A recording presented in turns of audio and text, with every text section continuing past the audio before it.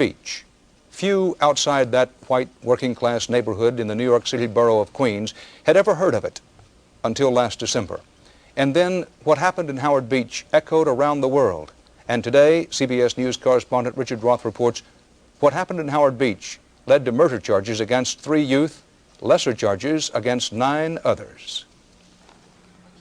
The 12 teenagers reported to police at dawn and soon after were led away, linked by chains. The judge who arraigned them on charges ranging from murder to rioting called this an American tragedy. The prosecutor who developed the case against the young men of Howard Beach, Queens, though, said it's not an indictment of their city or their neighborhood. Not a case about Howard Beach, he said, but about hate and distrust.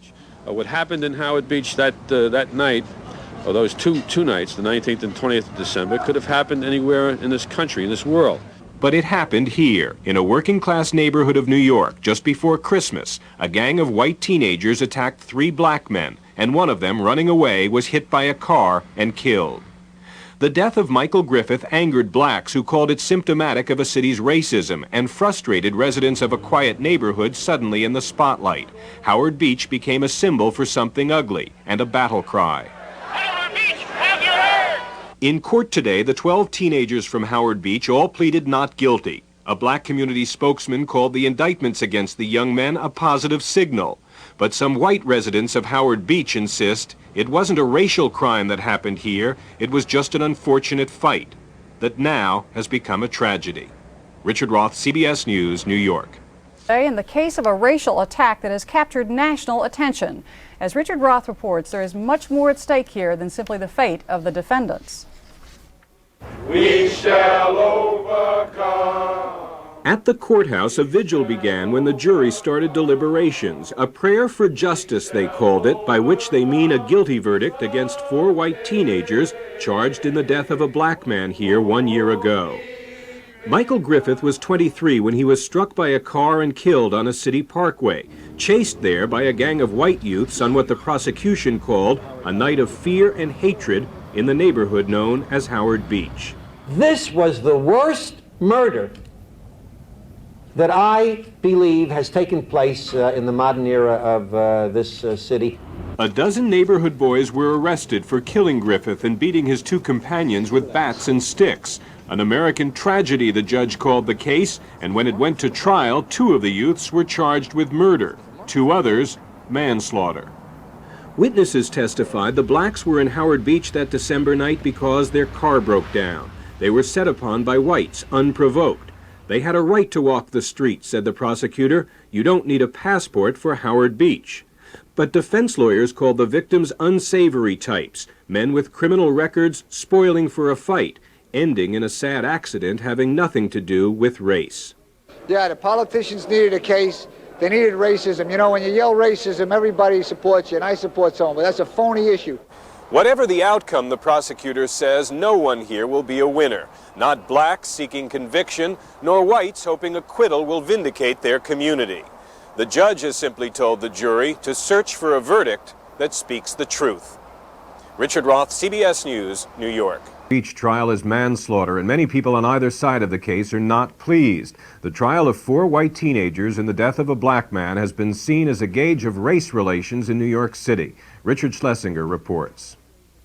After 12 days of deliberation, the jury reached a split verdict. It convicted 3 teenage defendants of manslaughter and cleared a 4th of all charges. I'm glad that the jury acquitted me, but I feel bad for my friends, and hopefully they'll be acquitted when their lawyers go to the appellate division, because there shouldn't have been 4 acquittals all over the place. The trial grew out of last year's death of Michael Griffith, a 23-year-old black man who was hit by a car while running from a gang of white teenagers who beat and chased him. None of the defendants was convicted of murder, which angered black activists like Hilly Saunders. As far as I'm concerned, is racist. But at a news conference after the verdict, prosecutor Charles Hines defended the outcome and hoped it would send a message. We can only pray for peace during this Christmas season and hope that the legal process will never have to be invoked again for this kind of tragedy. The defendants argued what happened to Michael Griffith was just a tragic accident. By its verdict, the jury said it was not, but it was also not murder. Richard Schlesinger, CBS News, New York. All right. Out of jail. All right. What'd you think? You heard about the indictments? Yeah. What'd you think? I don't know. They got what they got. They got what they got coming to them, you know. Cause to me they're punks. You know. They started trouble with me a couple times. So you know, to me it doesn't really matter to me. Everything's been quiet in school, and there's been no trouble since. And to me it's all right. What's your name? John. John what? Adams. John Adams? Yeah. Thank you. I'm camera shy. When I asked you before, this way, guy. you heard about the indictments? Yes, I did. What's your reaction? I think they deserve it. They're no good kids that got put in prison. You know these kids? Yeah, I do. I live in their neighborhood with them, and they're troublemakers. You have no trouble believing they did it? No, I think they did do it. Do you think it was racially motivated? No, I don't think it's racially motivated. I just think that they wanted to find somebody to pick on. What's your name? Tracy. Tracy what? Tracy. I don't want to say. Huh? What? Give me some shots here with the cops standing around, all right? Freddie. Cops, Freddie. Freddie.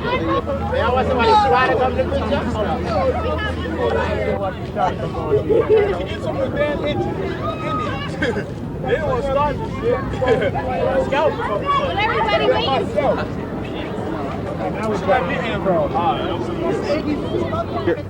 He didn't know either.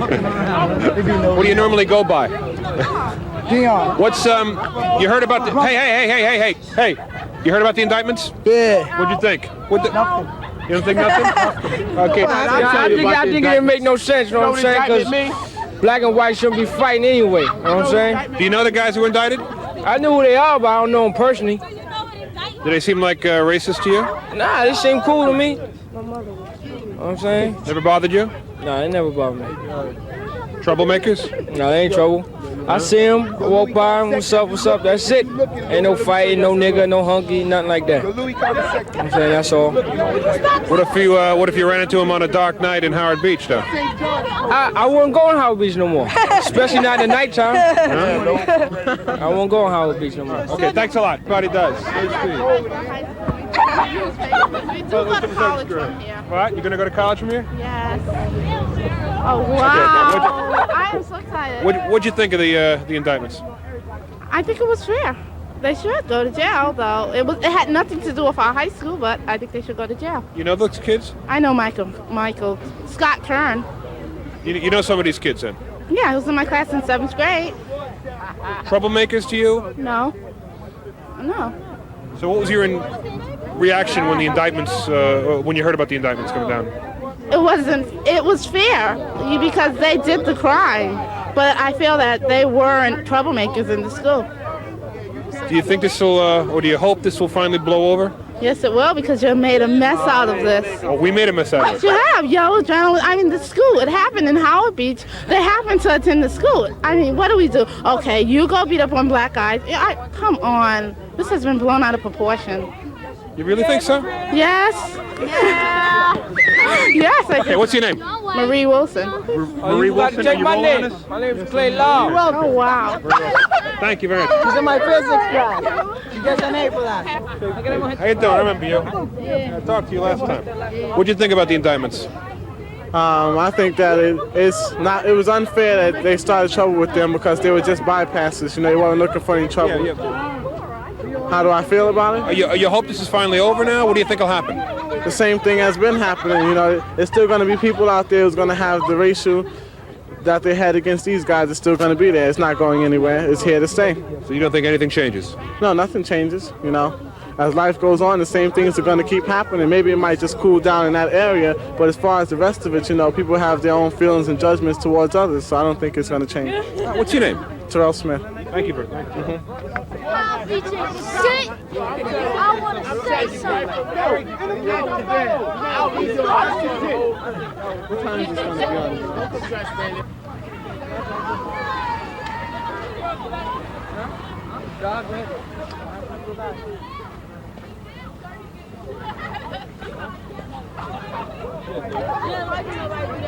You want to do something smart, you go inside the school. Put your breast up there, bro. Last night, and they jealous. They jealous.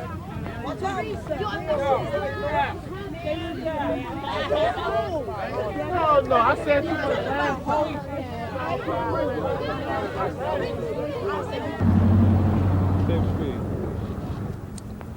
The reactions here vary greatly, from those who are glad the indictments finally have come down to those who think it will do no good to those who... The reactions here are varied, from those who are glad the indictments have finally come down to those who think the indictments will do no good to those who wish the media would just go away. Wait a minute, now I'm going to walk in? Okay. The reactions here are varied, from those who are glad the indictments have finally come down to those who don't think it'll do any good to those who wish the media, us, would just go away. Us. The reactions here are varied, from those who are glad the indictments have finally come down to those who think it'll do no good. The reactions here are varied among the students, from those who think... The student reaction here... Ain't too wild about you then, huh? Say one. Ready? Yes, please. The student reaction here is varied, from those who are glad the indictments have finally come down to those who think the indictments will do no good, to those who wish we would just go away.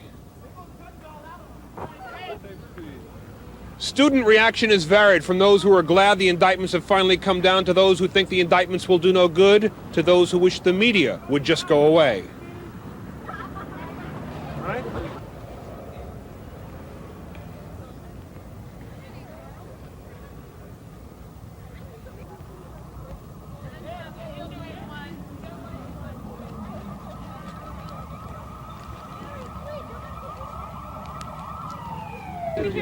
Okay.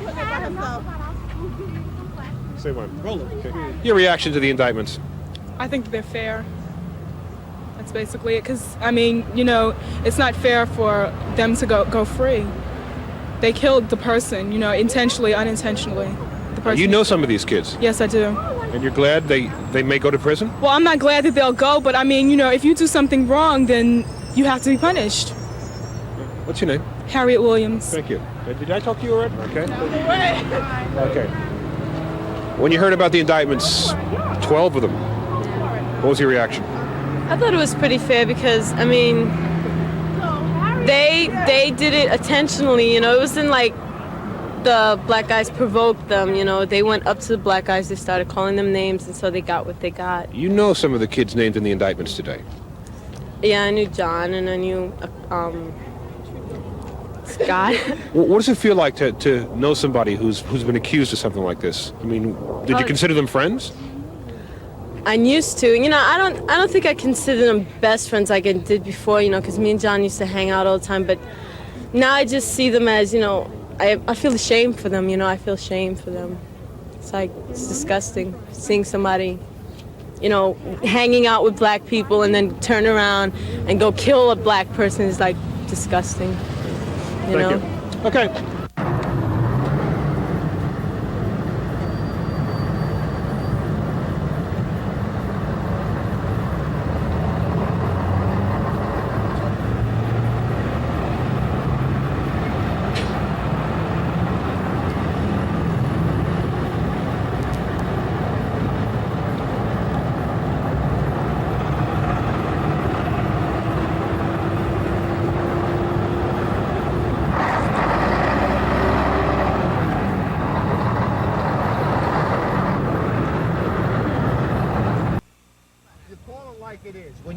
That's just how it is. That's just how it is.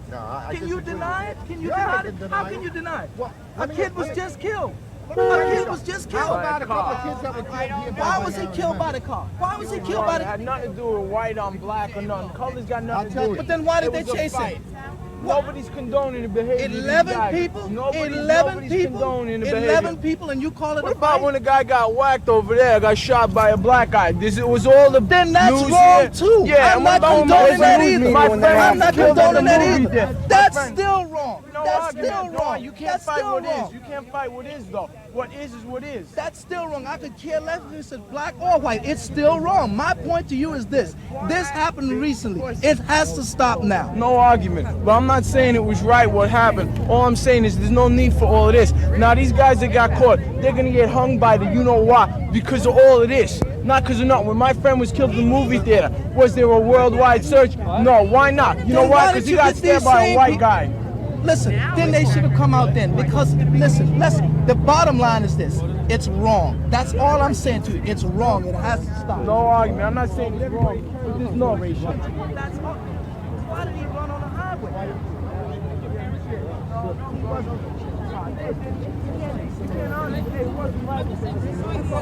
All you're doing, you're making it a racist thing. There's no racist problem here. There's nothing. I don't care if you're black, you're white, you're Puerto Rican. You step on my toes and I'm stepping back for whatever reason. Did you chase or did anybody else chase any white kids recently so that they got killed?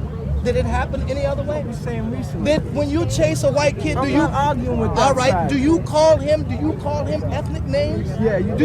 You do? Yeah. Then you're as sick as the guys who chase No, that's the last not guy. true. When you're fighting with somebody, you don't call in high it. school, It is not you necessary. You don't know necessary. Necessary got nothing to do with it. I ain't gonna lie to you and say I never called a black guy nigga. But I don't want to hear a black guy tell me he never called a white guys, boy. 11 people chasing 2 people or however many. Question. I'm not telling you that they did. Then what I'm saying to you is, the man ran for his life. He was killed and trying to flee from what he thought was going to be physical harm.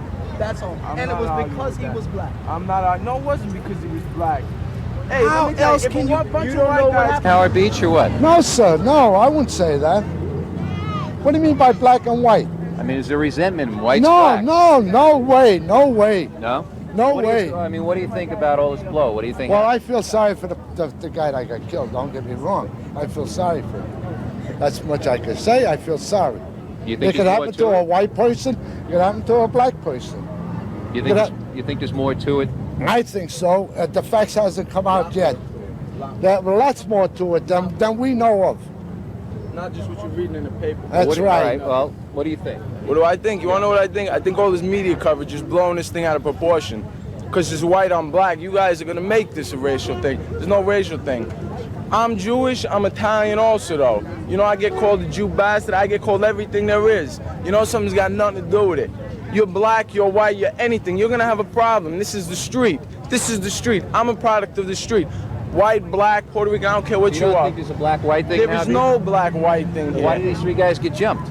Because they were in a neighborhood starting, and I don't care what you want to read in the paper, I don't care. They walked over to a couple of white girls. Hey girl, I got something for you. I got something too. Listen, that ain't no big deal. Is that any way? No, I'm not condoning what they did in any way. I ain't saying it was right by any standards. That's not the point. The point is they weren't right. Right and wrong, they were wrong. But you guys are blowing this out of proportion, all this coverage here. What is this? So there's no black-white thing? No. There was no media. Robbed in this neighborhood a year? At least 1,000, 2,000 cars are robbed in this neighborhood. You say blacks do that? No. I'm not implying anybody. Little kid like this. But a lot of cars get robbed. Little kids with their bikes, $1,000 bikes. Yeah, but what does that have to do with black and white? Well, I chased a black kid, all right? You chased the black kid? I chased a black kid, all right? Because they robbed the little kid's bike. And the little kid was crying on the corner. I saw the black kid take his bike. He's crying to me, get my bike. I get the bike back, brings a knife to me and everything, and the cops called him. And the kid got his bike back, and the kid was out. Yeah, but a 2 white hours kid later. could have done that too. No? We don't bother going into other neighborhoods. Why should we bother going to another neighborhood? What would happen to us if we walked through Bedford-Stuyvesant or something like that? Say that again. Come here.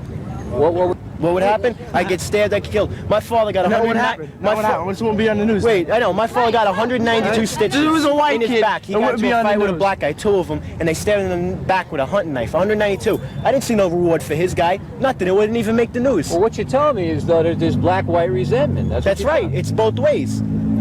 If this was a white That's guy common sense. Anybody can tell you that. On the news. You're probably right about that. Well, all right. How about when a white guy got shot up here? When a white guy got shot by... What do you have to say about Bed-Stuy? If you walk what? If I was walking through Bedford-Stuyvesant at 3 o'clock in the morning, what would happen to me? What would happen? I'd get beat up too. Maybe killed. Probably killed. So you're telling me there is a black-white thing here? Right. I say no, he's using you. He's not using me. He wants to put you on TV, so it looks like you're black. I'm just saying, my father... Knocking him off. You're cute. You're smart. you fuck.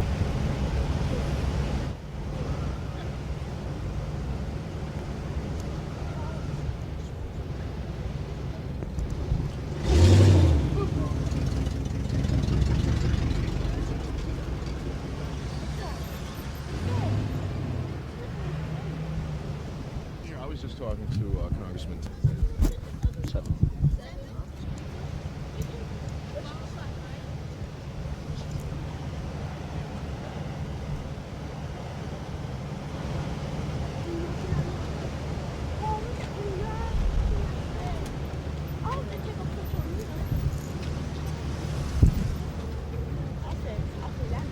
When you're rolling, let me know. Can I just have your name and the office you're with again? Yes, my name is Dave Walker, and I'm representing the Center for Law and Social Justice of Medgar College. Okay, and let me just back up a little bit here. Again, looking back on what happened here, what's the first thing that comes into your mind about this incident that took place in Howard Beach? Well, it's a shame that something like this is still happening in 1986. If you think back, we just finished up with the Willie Turks incident. We filled up with Spencer. There was an incident of 3 hospital workers, VA workers, the Bronx, Staten Island. It seems like there's no end to the races in this city or in this country, you know. Is the Howard Beach area an area where something like this has taken place before? Well, yes, from what we understand and an investigation that we have conducted, there's been a number of incidents out there. And I'm just wondering if these people who were apprehended by the police were part of the group that assaulted the other members of the black community out there. I wonder if there's any ties in that. You said that, you know, it's hard to believe it's happening in 1986. Other people have said similar things, that it goes right back to the attitudes that were during slavery and other times. Yes, it goes way back. Just wait till the truck passes you there. It was a little louder than you. Okay, I'm sorry. Yes, it goes way back, you know. Sometimes it makes you think that we're going back to the 1950s again. Well, how does it make you feel? It makes me feel disgusted. You know, when you serve time in the service, fighting for this country, you know, you pay your taxes, and then you're told you can't walk in certain areas because you're a different color than what's out there. You know. Hopefully enough publicity would stop this, you think? I hope so. You know, I think there was a good thing what the commissioner did and what Koch did by putting up the reward and by increasing the number of detectives assigned to this case. You know, I think that was a very good move. You know, I want to compliment them on that. You know, but somewhere along the line, this has to stop. Terrific. Thanks. Let me just. We're hoping for at least 30 or maybe a little bit more of cars. Okay. Do you think there'll be? I'm just going to talk for a second. Do you think when everybody shows up that there might be a confrontation? I know there was some talk about that earlier. I hope not, but no, we don't expect any confrontation. We'll be taking children out there, women, and when you're going to say a demonstration like this, you don't want to be taking women and children. You know, if you're looking for a confrontation. So we're hoping that everybody will go there and conduct themselves in an intelligent way. Okay, thanks. Okay. Pleasure meeting you. Okay. Let me get your name first of all. Akbar. Akbar, how do you yes. spell it? That's A-K-B-A-R. Okay. Yes. And about the incident that happened in Howard Beach. I beg your pardon? Talking about the incident that happened in Howard Beach. Yes. What comes to mind as soon as you think about it? Well, I think it's very much racist. It's a shame to know that in 1986 in America, that there's such intense racism amongst the youngsters. I mean, the people who beat them up were very young. That's very sad to know. That, huh? No, what's everybody in the neighborhood here saying? Well, you know, we're really, I think most of the people are very frightened to know that right here in New York City, I mean, it's hard to believe that right here in New York City there would be such intense racism, such physical violence. Yeah. So that's basically, I would say, the thoughts that are going on now. That's any talk of revenge or doing anything about it? Or? Well, there's very few things that the civilians can do, except for speak about it. I think this is really something that the politicians must take on, and the police must take on, and the judicial system should take on. Yeah, I think it's really up to them to see to it that the guys are brought to justice. Okay, yeah. Thanks. Okay, you're welcome.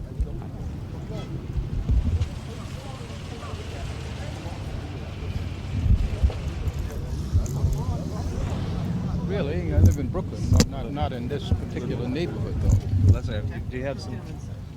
Let me switch sides. You have some thoughts on what happened there, I'd imagine. Yes, I do. Can you share those with me? Well, I think what's happened is tragic, and I think it's an awful thing to be happening in New York City. A lot of people say it takes us right back to the 50s, where everyone started from. Absolutely, absolutely. I think it takes us farther back than the 50s. And, you know, I was in World War II, and we fought to preserve New York City as well as the rest of the country. And I think we all have a right. Howard Beach, Bedford Stuyvesant, Harlem, wherever. Doesn't matter. When you think about it, what's your gut reaction to it immediately? Well, I think the law has to take it from here. But I mean, the gut reaction, how it made you feel when you read about it the next day in the paper. Or, I really don't know how I felt. I really felt disturbed about it, and I'm just hoping that they're brought to justice. That's about it. Okay, what's your name, sir? Cliff Joyner. Okay, thanks. Bye. Lisette Your last name? Velasquez. Velasquez. Okay. What do you think about what happened in Howard Beach? It was something, you know. I know. Well, to me, that sounds no kind of good, you know. I mean, it sounds difficult. Yeah, you know, but the family, they. You know the family? Ration, you know. I don't know. They probably don't care. You know, I feel that it was racism, how you call it, against the blacks. They didn't want the black in the neighborhood. So when they saw him in the neighborhood, they thought he was out there trying to mug somebody or trying to rob somebody. No, but he was. But he was really an honest, you know, guy, working guy, a hardworking guy. He wasn't out there to rob people. You knew Michael Griffith? No, I didn't know him. I seen him around because his little sister or somebody used to go into the center. Did you know him? You knew Michael Griffith? Yeah. He's not the kind of guy that would look for trouble. Well, the only way he'll start trouble if you look for trouble. That's the only way. You know, but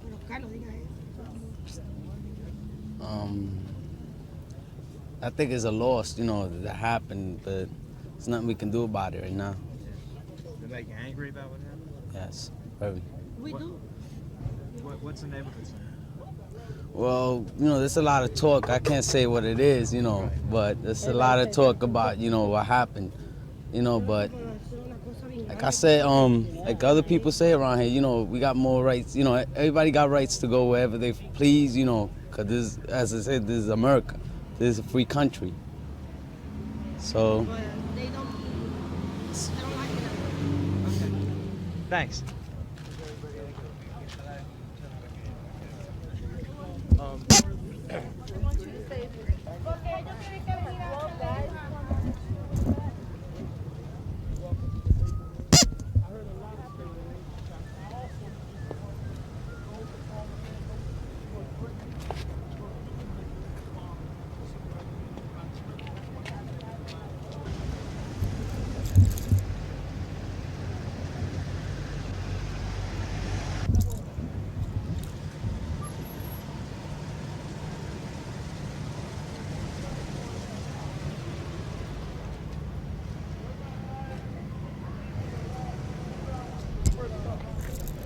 It's been on the streets of New York.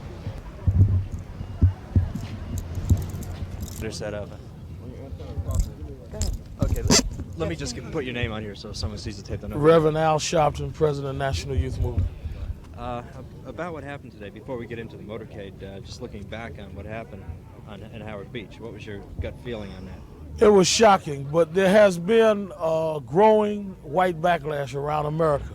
We've seen KKK members training in Indiana and in Connecticut. We saw the Dwight Gooden incident. We've seen several things in the forecast. Now in the biggest metropolis in the world, a black kid is dead because of the color of his skin. We don't know who hit him, but we know who put the stick in his hand. American society has gone backwards. But we're going to Howard Beach today to say you can turn back the clock, but you can't turn back time. We're not running no more. The days of Jim Crow is over, and we're going to affirm that by going and having pizza where Michael had his last meal.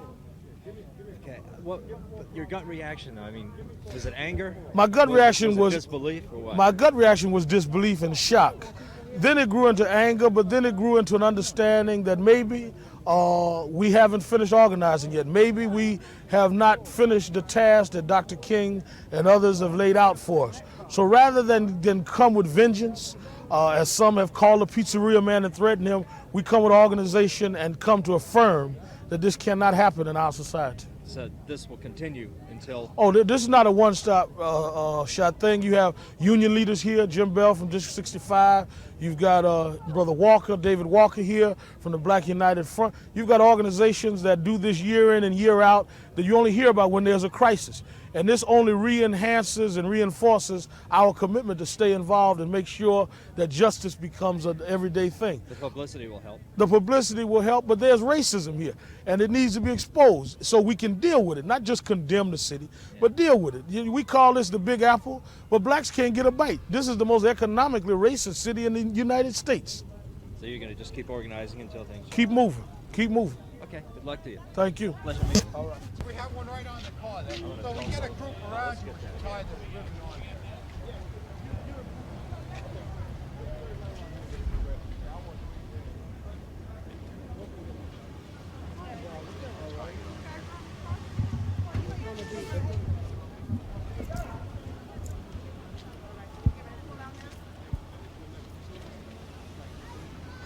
Just hold up. That's it. How you doing?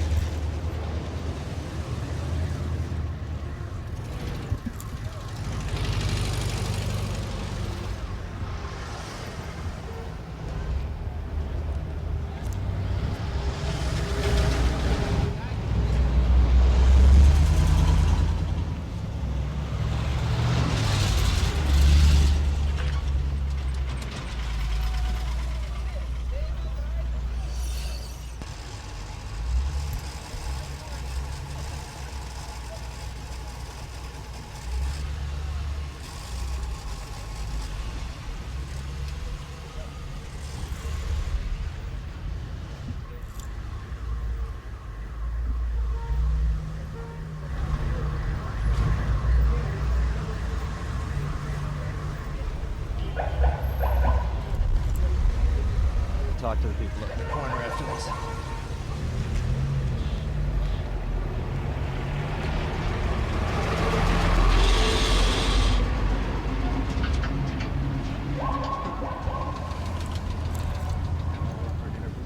Oh yeah, what's fine for me? It's just, you know, if there's B-roll stuff, it's going to have a lot of windows.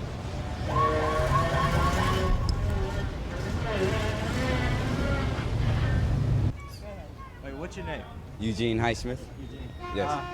It seems like a lot of people are very upset over what happened at Howard Beach. Yes, sure, they should. Especially, like, I was just telling some of the fellas, I used to go to school out in Bay Ridge. We used to have to run from out there. You know, they chased us with cars, beat us with bats and stuff like that. Until everything just had to just come to one group where we sit down and try and talk this matter out. Sometime it worked and sometime it didn't. A lot of people are saying it looks like it's going right back to the 50s. What everybody was working for back then is back to square one. I believe it is. I don't think it never left the 50s. Everything is just there. It's just like it's an enclosed thing. Bigotry is here and it's gonna stay here. I mean, you know, like I go out there to Oklahoma every now and then. Same thing there. Certain time in the hour of the night, you gotta be inside. If not, you know, you up the creek. So. What's the neighborhood saying? Well, the neighborhood's kind of, you know, there's a lot of tension here in the neighborhood now. You know, a lot of people know the young man, and it's a shame just the way he had to go. Only thing I believe he just wanted to help. You know. Did you know? Yes, you know, I've seen him around the neighborhood a few times. What sort of guy was he? Well, as far as I know, he never gave me any trouble. Around throughout the neighborhood, I wouldn't know. Yeah. But other than that, I believe he's a fairly decent young man. Any other guys here know? I believe so. Any of you guys know Mike? Yeah, I said that was wrong, you know. It ain't had to even really be like that. How could that be 15 guys on one guy? What type of shit? That's saying you can't go out of Brooklyn without being like, you know, you gotta be aware. Even if you go out of your part of town, you gotta be hiding and running and hiding. That wasn't right in his act, man. When you saw the newspapers the next day after all this came down, what was your feeling on that? I said, yo, man, it was wrong, cause I knew him for 6 years. You know, he was all right with me. I knew him well. But I just said, yo, that wasn't right in his act, though. What up? That's not right in his act. The way they did is like, you know, they ain't nothing but animals. You know, they don't care about nobody. You know, like saying like nothing like that would never happen in Brooklyn like that. You know, saying like, you know, you can't go out, can't leave out of Brooklyn. You go to Queens somewhere. You gotta be like, you gotta go somewhere. You gotta have a gun and something to protect yourself. You know, that ain't right, man. I just hope they get the guys who did it, man, and they serve time for it. Why? Yeah, they need to get the rest of them, because that wasn't right, man. What up? That wasn't right, man. It's a hard feeling, man, you know, because the brother was all right, man. He was an all right guy, man. You knew him too? Yeah, I ain't know him that well, but, you know, he was all right in my book. I see him here and there, you know. He did go about his business, and that was that. What they did to him wasn't right, period, so. You think something's going to come out of this? I mean, like some neighborhood wars or anything like that? I doubt that. Maybe they might go out there and, you know, retaliate, you know, feelings that it was wrong what they did to him, period. So if they go out there and do things like to hurt them, hey, that's that. But Well, I got to get both your names too. What's your name? my name is Donald Stratford. My name is Robert Barlow. Now, you guys hang out just for.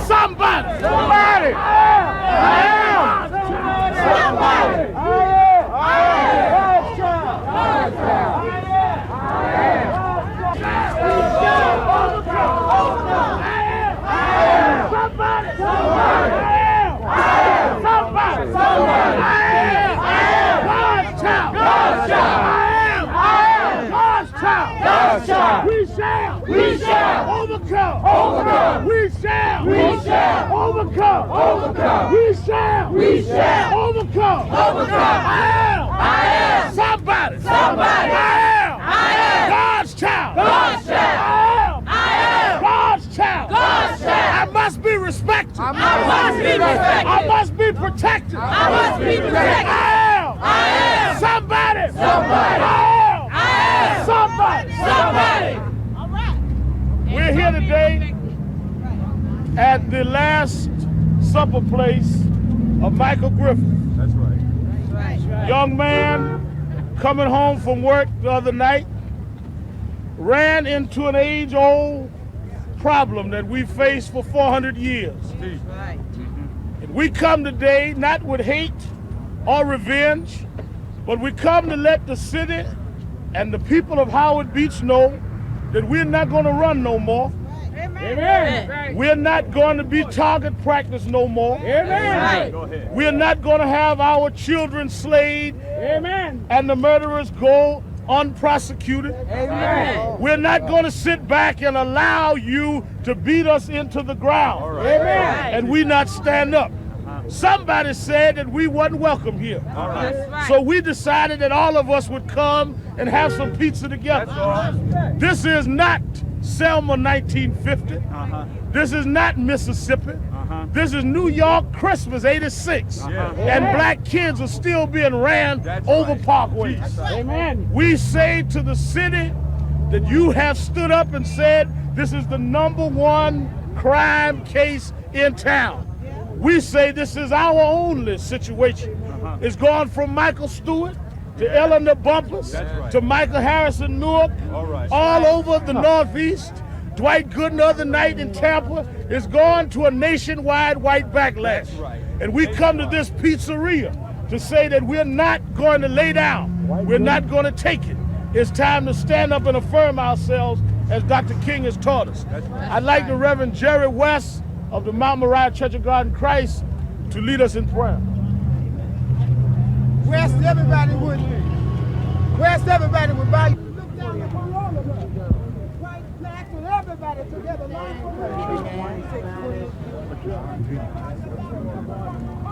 It's fucking Klan country, and we got to deal with that.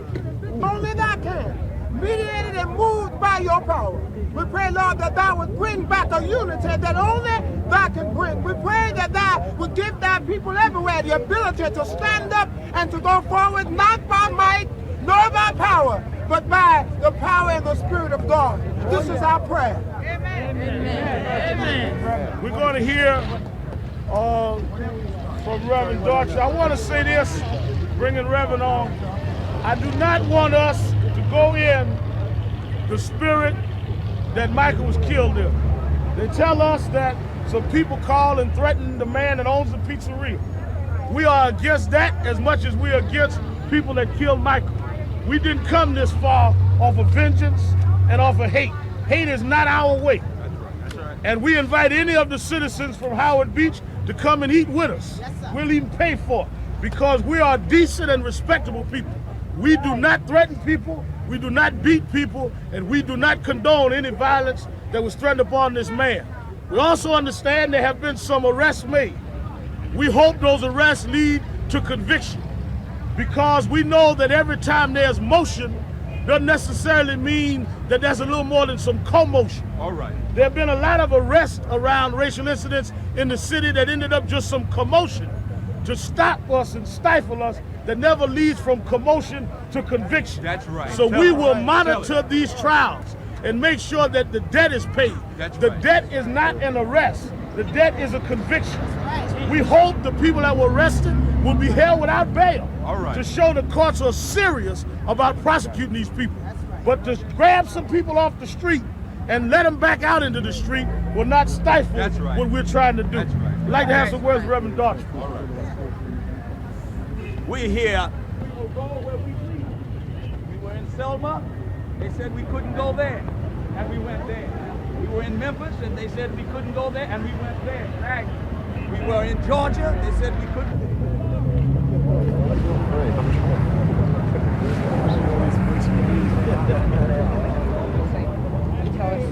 give us all the names, we'll let you walk and shit. That's help it. apprehend the criminal. Yes, sir. I would tell shit.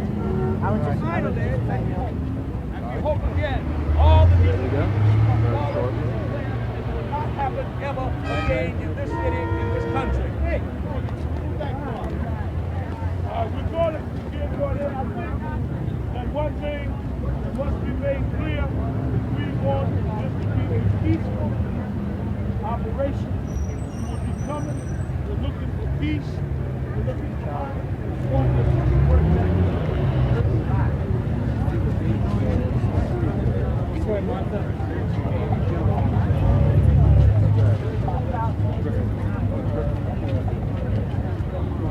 Thank you very much.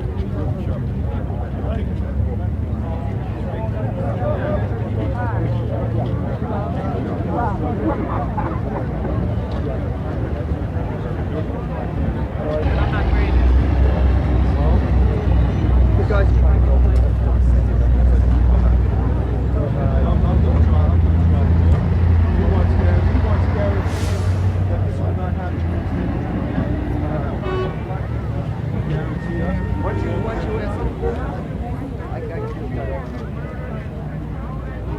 Yeah, he's gonna make money.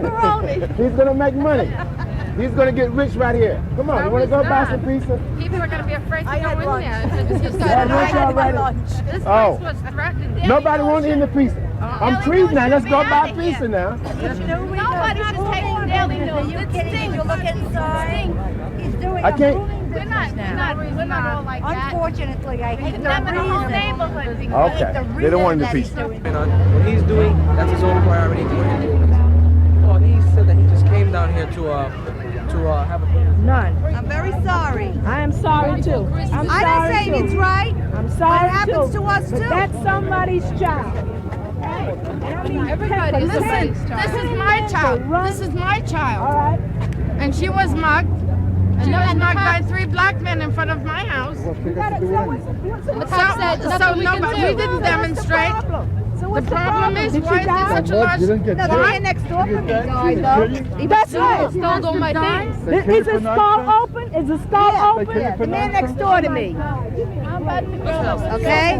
That's because my father ran out. We plan on coming back to Howard. That's it. So you guys might as well deal with it. We are going to be part of Howard. You don't own no exclusive right to New York City. That's right. They buy a car and chase them up in my neighborhood. Right. This is not South Africa. You blame the guy from Rockaway. This is not South Africa. All the time. Go and catch the guys. Yeah, that's how you gotta do it. Maybe you should go tell that woman who lost her son in the there. media here. Why don't you go to say what? Someone's facing the news. So what? Exactly how you do it. Christmas is coming. Go and catch the guys first, and then you come here. Wait till you bring your son home on a slab. Let's see what you got to say. How would you like to get shot on there? How would you like to get shot? How would you like to get It's just shot? no better you would. Yeah. All right, so why? I wouldn't want to get shot. I wouldn't want to get shot. It's a two-handed game, mister. Yeah, don't forget it. And you got the right hand right now. It so happens I was mugged. How about Baldwin? You raped those poor kids. So let's just take a walk, right? Cool off a little bit. So what? Fucking Get phonies. the hell out of me. Cost me $400. They go to Baldwin, they rape Costa 2 Rica. kids. It wasn't yesterday's paper. Why didn't you say something about that? Huh? Why didn't you say something about that? That the blacks raped 2 kids in Baldwin last night. Oh, it's all right. Shake it off. I'll go over there too. Yeah, you go shit over there. I'll go over there too. I don't like that neither. You don't like it. But you look at, play the game, don't you talk about rape, because y'all rape people for 400 years. That's why we got light-skinned Negroes. You want to use the gun, we'll use the gun. You understand? Don't forget. See? And that's what it is. You don't scare nobody. Bring it up. Bring it up. Bring it up. Take the camera. Come on. You're not going to have it quiet.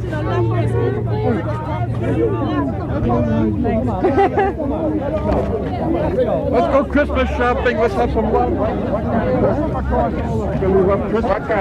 Yes, It's going to have to wait. Get it across the street. Let's go. Let's move.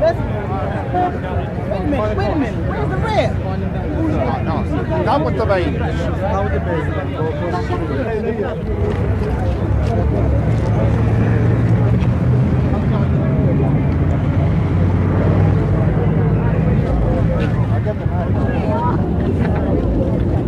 You might be dodging home, have a better night.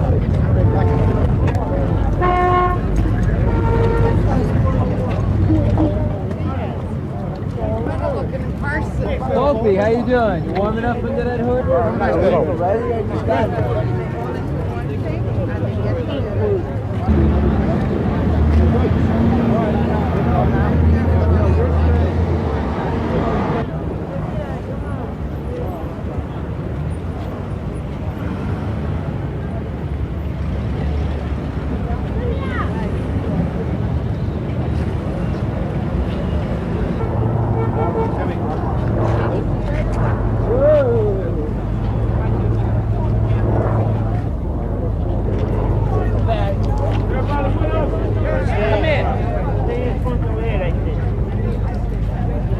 Come on, I am. Somebody. I am. Somebody. I am.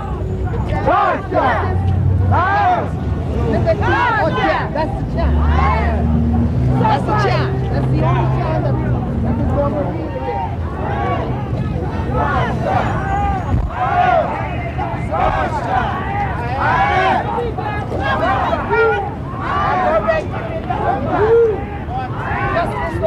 Oh, you know who I am? It's a cop. What's up, guys? Respect. I gotta follow that.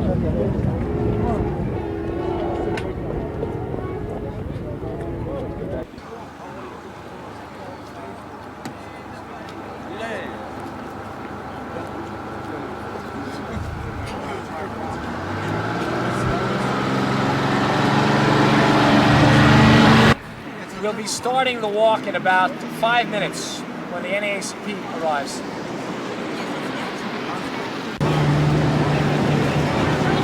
How you doing, man?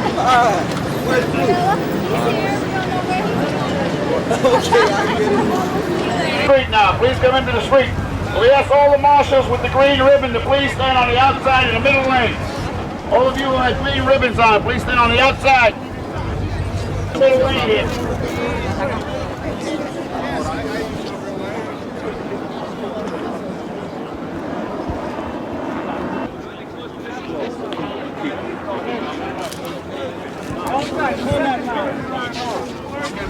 Right? Stay there, second line, stay still. All right, third line, babe.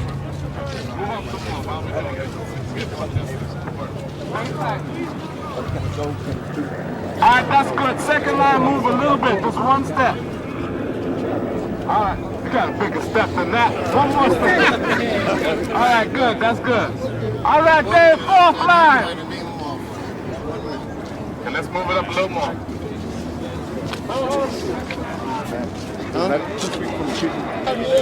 Okay, I'm gonna move y'all up, then I'm gonna leave you so I can get the bag, all right? Move up a little more.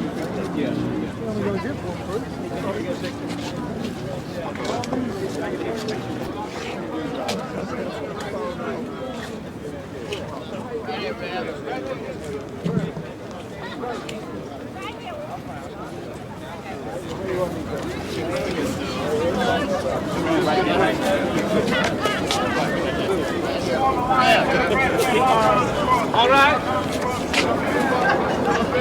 Come on, over here. Yeah, that's please, sir. Sir, please. Sir, can you move up a little bit? Oh, some more signs?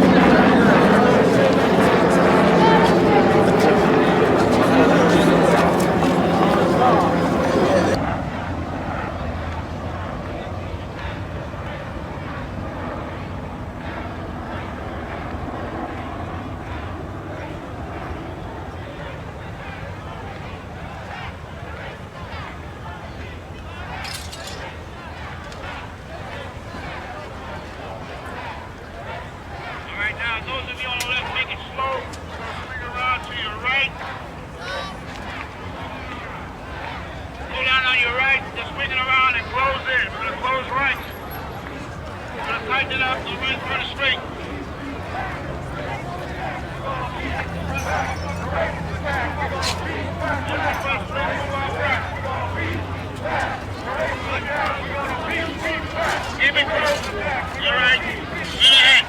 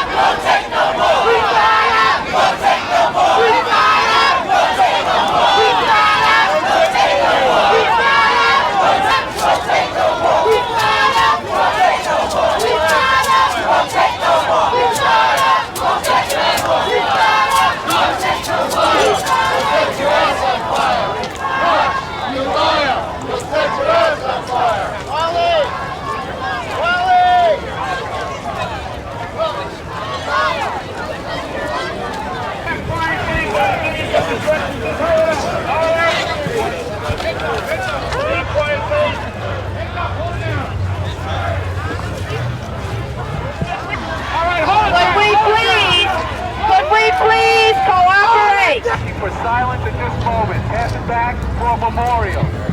Pass it back, please. We're going to move on to the sidewalk on your right. And we're going to pause in front of the pizza parlor for a brief memorial, a prayer, and then we will move forward. I ask your cooperation, please. None of the march feet on the sidewalk. Hold on, please. Hold up. Cameras, we'll ask all the cameramen to take your shots now because we're getting ready to move in front of the pizza parlor. It's going to be difficult for us moving. Anybody joining us, boss, get behind the line, please. All right. Please, can we have it clear here? Either join all the way up.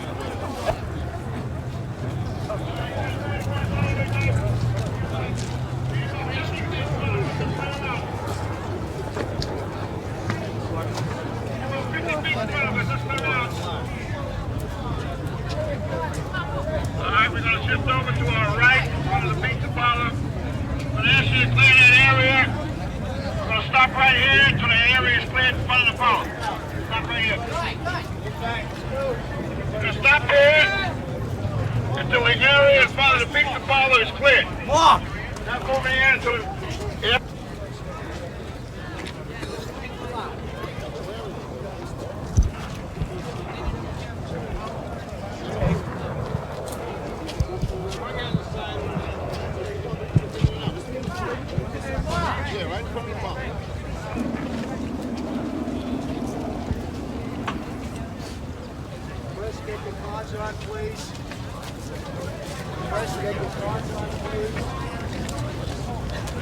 Keep a straight line. Come on, step up, Chris. Step up, nice and slow, straight line, please. All right, you're going to swing around to the right.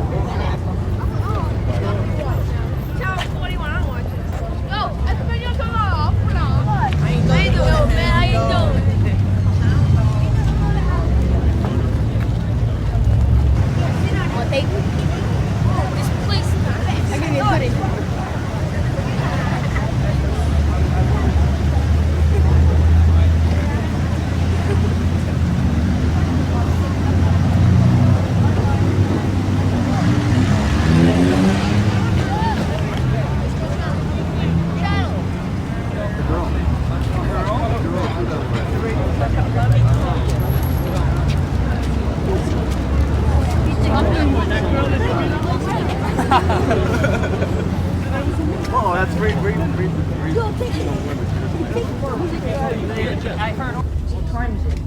Yeah. No, time. 1 second.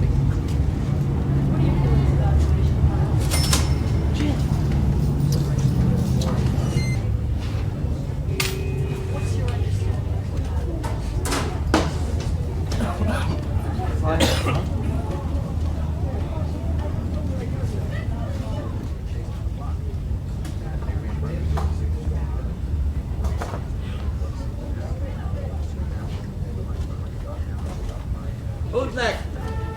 Next.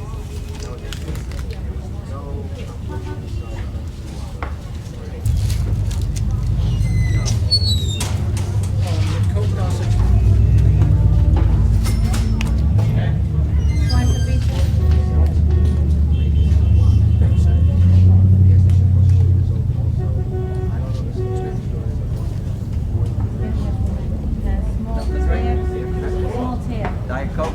Yeah.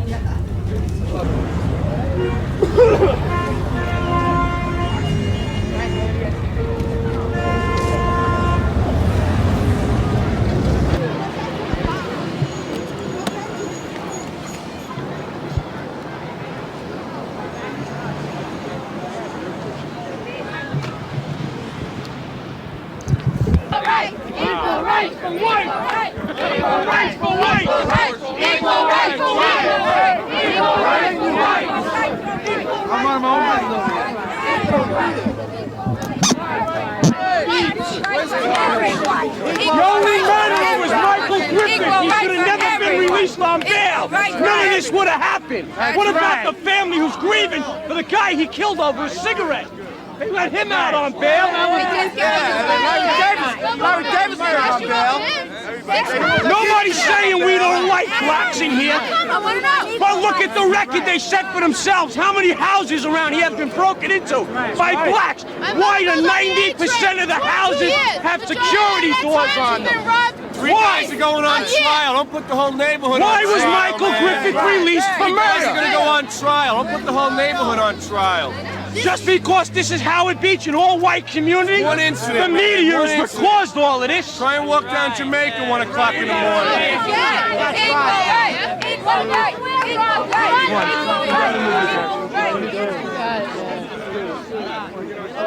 I know that. We won't talk to nobody but cops.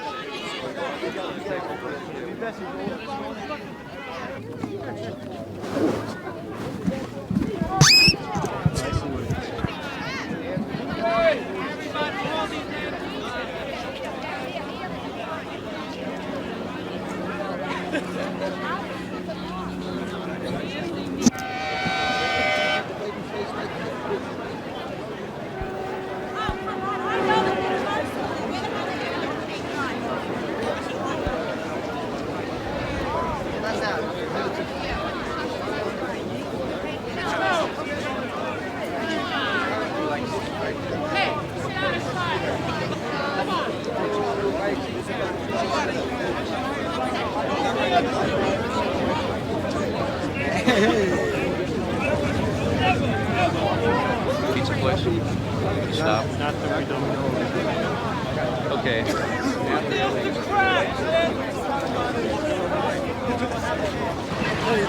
Get up there and help me unload some barriers.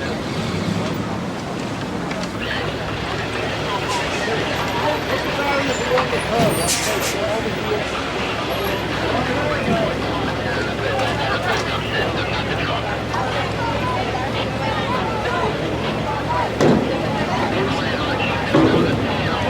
Some of the barriers, come up. Right down over here.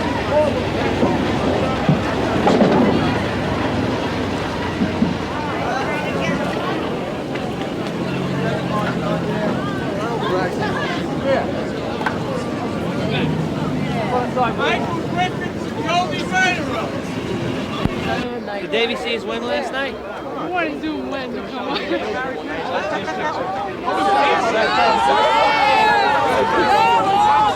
Someone had a ski with the regular one.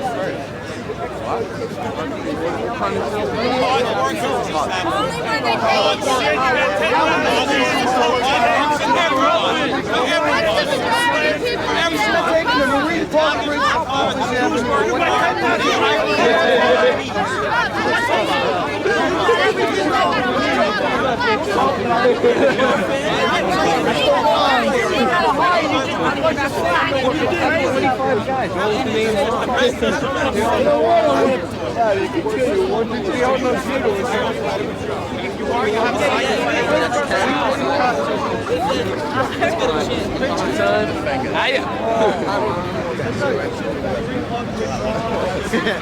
That's an 87. This is another ticket tape parade. Get it over with. Charlie Manson didn't get this much publicity. Yes, they have. Every man back. Every man is with the job. If it wasn't black people, you would not affirmative action. You would need affirmative action. We did not find yours.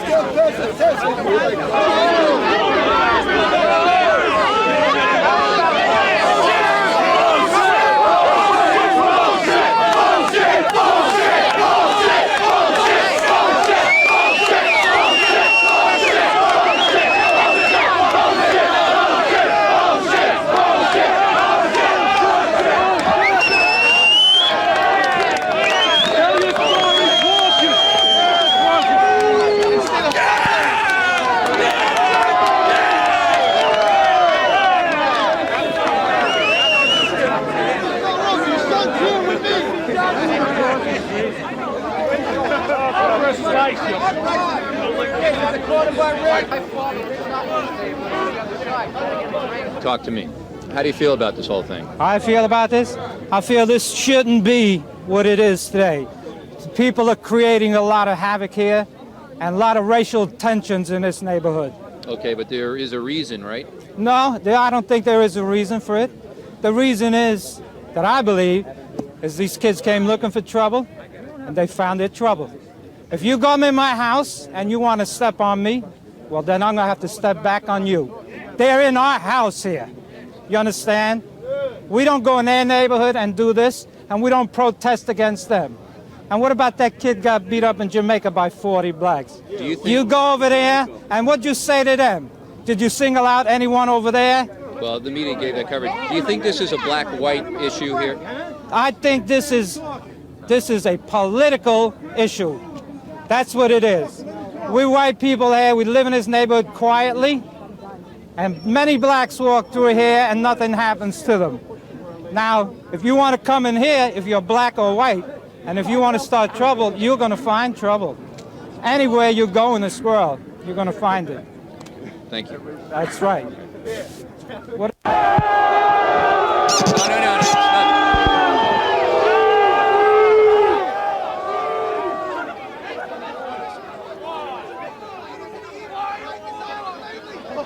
Like when you were in charge of it?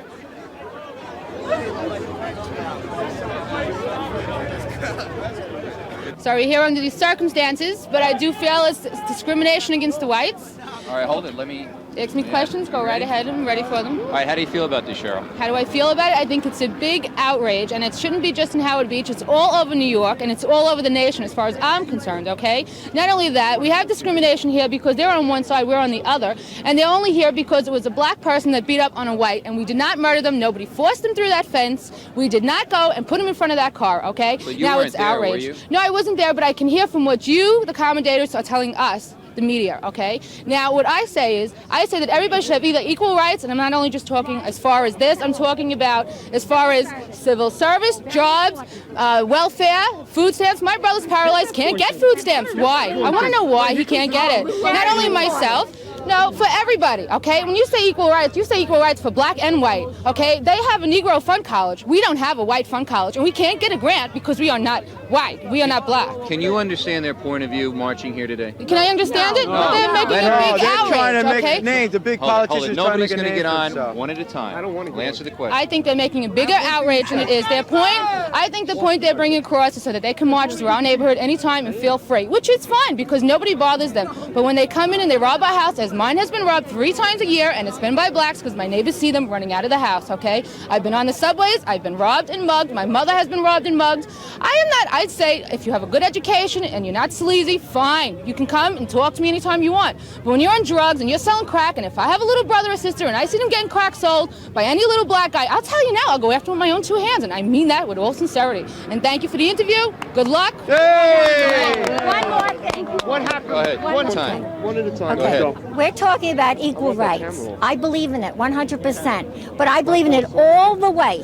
Now, we talk about equal rights. We have a civil service that has we can't get into but that. wait a Yeah, minute, talk we're about talking the about march, equal yeah. rights. Talk about But the the point, how I feel. Right. How do you feel about this march? It came about, it just didn't come like this. It happened with everything. It started with, you talk about hate. No one hates, but the politicians are bringing this about when they force, when our sons take civil service test and worked hard for that test, and his name is passed by because they have to pick someone that's black, white, or Hispanic, not Chinese. I don't see one Chinese cop out here, one Polish or this or that. I don't see that.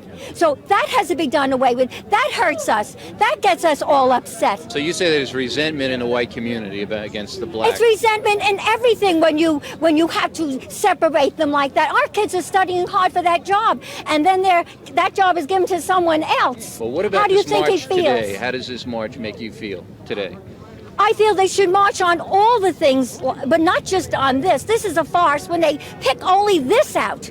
But yet it's all right for them to take a white man's job. I don't see him saying, I won't take that. I won't accept it. Knowing in my heart, I stole it. And I'm being condoned for stealing that job by the mayor and everybody else. They're saying that's okay.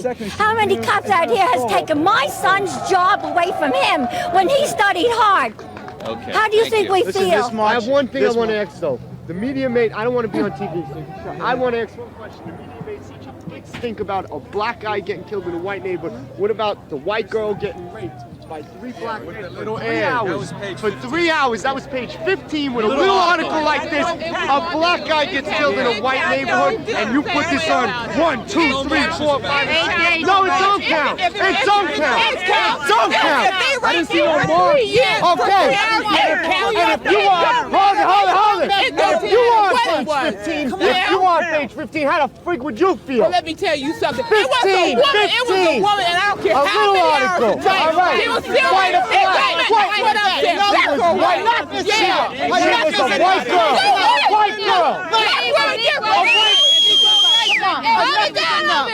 A white girl gets raped, and they don't make nothing about it. Nothing. Do you think they make a big deal when a black woman gets raped? Yeah, they would. They make a big deal about the subject out of here. They're doing it now. They're doing it now. A black guy gets killed, and you're making the biggest goddamn stink about it. But a white girl gets raped. A white girl gets raped,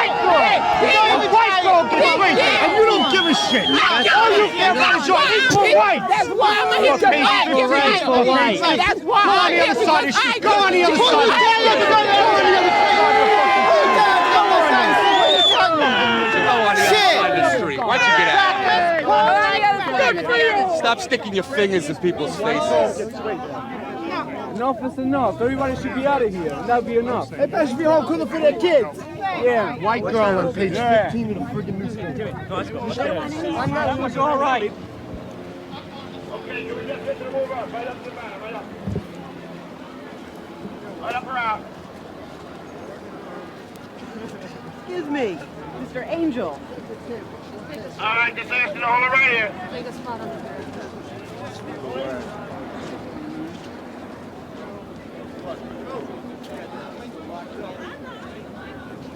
Of its worst racial confrontations in years after the death of a black man this month in the Howard Beach section of the city. And today, a judge's decision heightened the anger of some of those who were angry already. A report from CBS News correspondent Richard Roth. The death of 23-year-old Michael Griffith on a New York highway 10 days ago still holds the city in the tense grip of racial anger. The anger was clear outside a courtroom in the borough of Queens today, where a judge threw out charges of murder and manslaughter against 3 white teenagers accused of assaulting Griffith and 2 other black men, then chasing Griffith to his death in front of an oncoming car. The judge has held our very lives in contempt. We are tired of our lives being minimized. The three teenagers had been accused of attacking the black men with bats and sticks as they left a pizza parlor in Howard Beach, a residential area that's mostly white. The assault and death sparked neighborhood protests, and New York's mayor called it the worst murder in the city's modern era. But without testimony from a key witness, one of the black victims who wouldn't come to court, the judge today said there's not enough evidence to support the charge. Even the DA agreed. Certainly, without him, we don't have much of a case. The legal issue now is somewhat gray. A grand jury might bring new charges. But everything else about the case, from the reluctant witness to charges of a cover-up protecting the driver of the car, is still being looked at through a prism reflecting only black and white. Richard Roth, CBS News, New York. Reactions to the verdict of all parts. You think it was a just one? Do you have any comments you want to say? Come on, fellas. Step back. Step back. Step back. Watch the score. Take it around.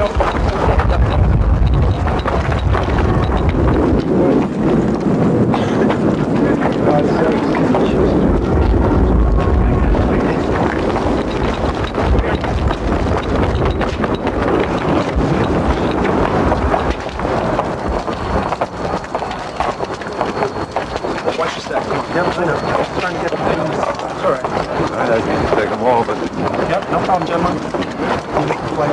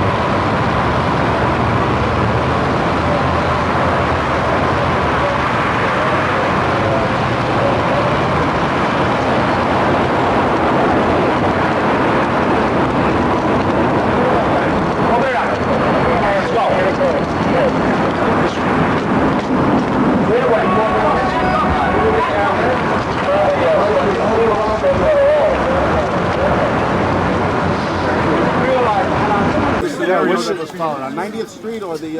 I'm not going to comment about the evidence that was presented to the grand jury. Have you identified the person who cooperated with you? I haven't identified that person. Can you No. identify? No. With all the pandemonium that ensued Yes. after this incident, do you feel the wheels of justice are turning properly?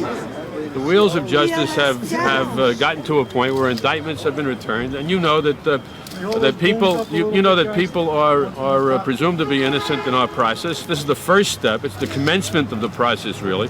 The indictment has been returned, and now each defendant will have an opportunity to bring motions, and then we'll proceed to trial. If Is these, Mr. Riley your key cooperating witness? I'm not going to comment about. Why is he indicted? Television media stuck on the outside. Do you think Sure. you can move a little to the center so everyone, we Why was spread he out a indicted? little? He and moved. we could all Why if he hear was them. indicted It without really didn't charges, help. let's move a little bit. If we just spread out so everyone can sit to the center. Back up a little. Back up. Back it up. Come on, guys. Back up a little. Let's go. Spread it out just a touch so everyone Okay, gets their just, all right, shot. calm down, guys. Calm down. Okay, just calm down, folks. This way, step out from behind him. Somebody ask a question. Step out from behind him. Step out from behind him. If Mr. Riley was charged with those charges, why do you ask to bail? You're just getting audio. You're not I'm not going to comment. getting pictures. You just You just have to kneel down like everybody else. kneel down so we can get a shot. Mr. Hines, Peter, just drop down a little bit. Okay, Peter. Okay. All right. Okay. Stop from the beginning. Put him in the middle. Start from the beginning. When you start running out of bed, Peter, let me know. Would you? All right, Okay. go. Go. Yeah. How many murder charges? How many murder charges? There are 3 charged with murder in the 2nd degree. There are 5 people charged with manslaughter in the 2nd degree. There are 4 people charged with attempted murder in the 2nd degree, 4 with assault in the 1st degree, 12 are charged with riot in the 1st degree, which is a Class E felony.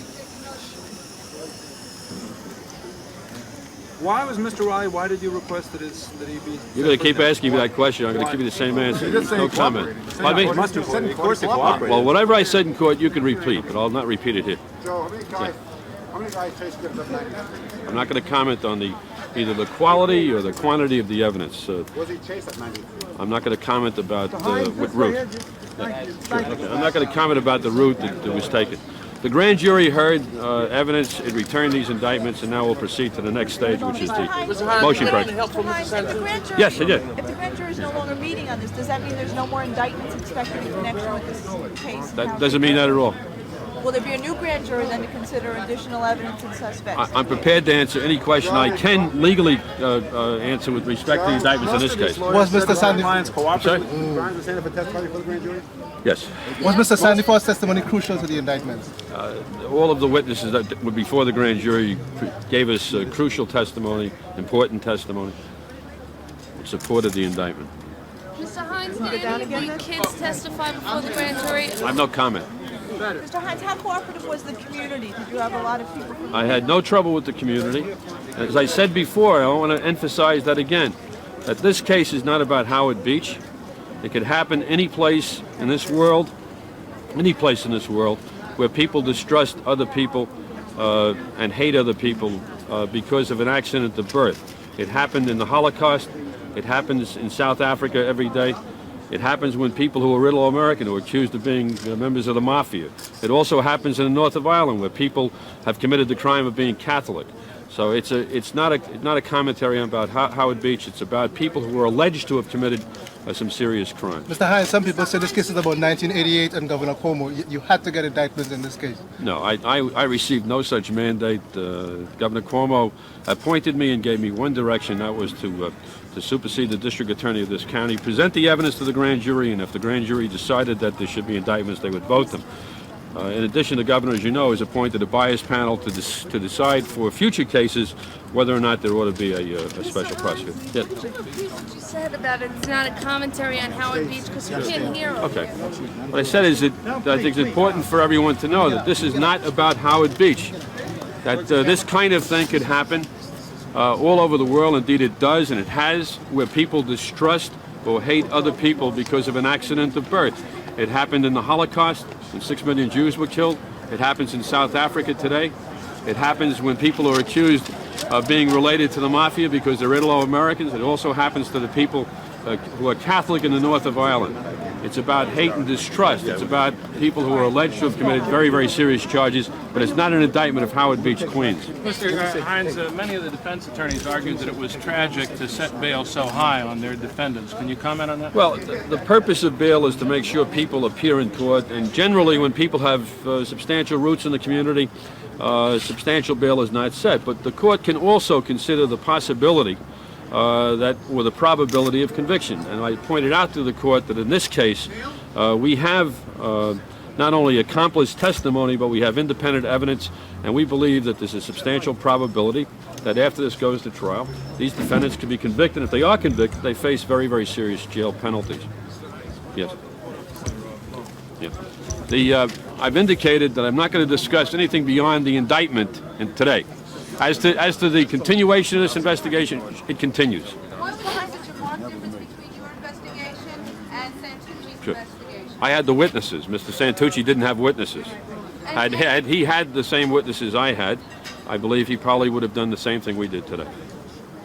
But which witnesses were more responsible for this coming trial? I mean, which witnesses are we talking about? Are we talking about Mr. Sandiford, or are we talking about these other witnesses? We're talking about witnesses.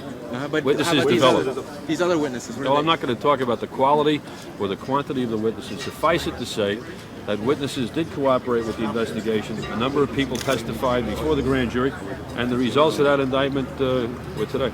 Well, can you explain better then how the cooperation of the two key witnesses in this did help you? Why that was a major factor in your case? The major factor should be obvious, I think, and that is that without their cooperation, the first stage of the inquiry could not have gone forward. I thought that what Mr. Santucci did was professional. He decided that there was no way in which he could force the cooperation of these witnesses, and he did what I think was the wise thing, and that was to ask the governor to appoint a different prosecutor. Could you have gotten the same indictments without the help from Mr. Riley?